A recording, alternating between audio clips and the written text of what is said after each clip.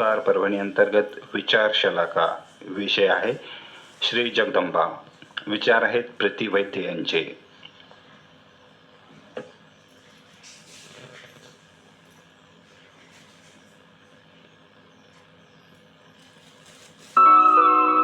नमस्कार श्रोते हो.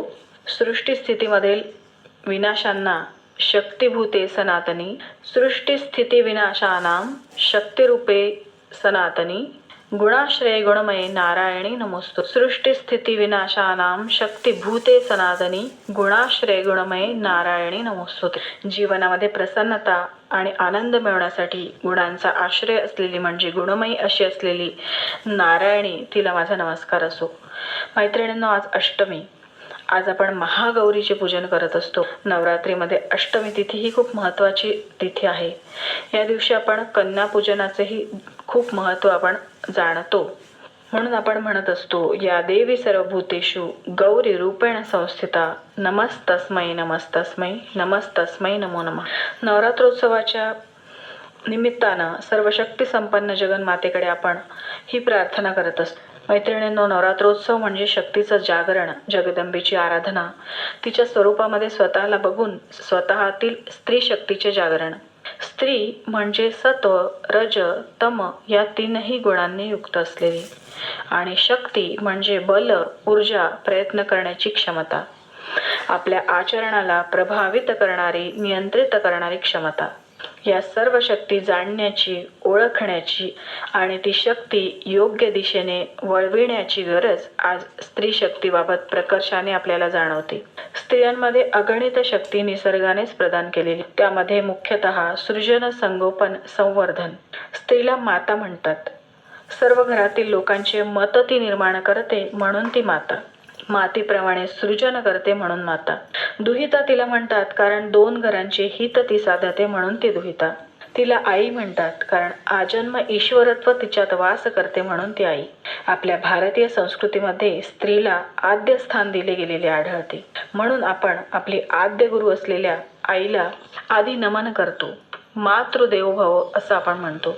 जिथे मातेचा, स्त्रीचा सन्मान होतो तिथे देवही रममाण होतात. म्हणजेच तिथे देवांचाही वास असतो. यत्र नार्यस्तु पूज्यन्ते रमन्ते तत्र देवतः, हे आपण म्हणतो.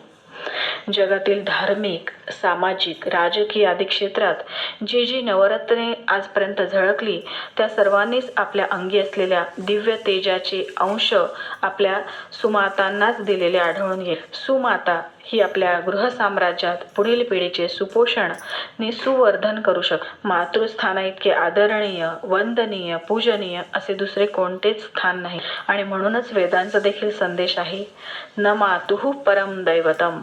अशा माता आणि मातृभूमी ही सदैव पूजनीय आणि वंदनीय मान. अशा मातांमध्ये, स्त्रीमध्ये अनेक शक्तींचा वास आहे. शस्त्र आणि शास्त्र जाणणारी माता स्त्री ही सर्व देशाचा आधारस्तंभ मानली गेली. आज गरज आहे ते त्या स्त्रीने सर्वार्थाने सक्षम होण्याची. अनेक दिव्य शक्तींचा वास तिच्यामध्ये आहे. गरज आहे फक्त त्या दिव्य शक्ती जागृत करण्याची आणि त्या शक्तींना योग्य दिशा देण्याची. आधुनिकतेच्या नावाखाली आपले सांस्कृतिक पेहराव, भाषा, केशभूषा, खाद्य संस्कृती, सण, परंपरा, आचार, विचार, आहार, विहार यामध्ये जे विपरीत परिवर्तन सध्या होते आहे ते रोखण्याचं सामर्थ्यही तिच्यातच आहे. तिच्या मनगटात बांगडी आहे. तिचं मन आणि मनगट मजबूत करण्याची जबाबदारी ही तिचीच आहे. त्याचे सामर्थ्यही तिच्यातच आहे. कोणतीही विपरीत शक्ती तिला भयग्रस्त करू शकत नाही, कारण ती स्वतःच एक शक्ती स्वरूप आहे. सर्व शक्तींनी ती युक्त आहे. गरज आहे फक्त त्या शक्ती वापरण्याची, जागवण्याची, उपयोगात आणण्याची.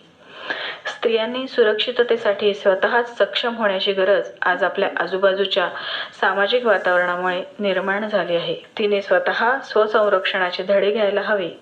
तिच्यामध्ये इतकी प्रचंड शक्ती आहे की ती स्वतःसोबतच इतरांचे देखील रक्षण करू शकते. शास्त्र विज्ञान शिकता शिकता शस्त्र चालवणे, लाठीकाठी चालवणे या सर्व गोष्टींचा अभ्यास करण्याची गरज आज प्रकर्षाने जाणवते आहे.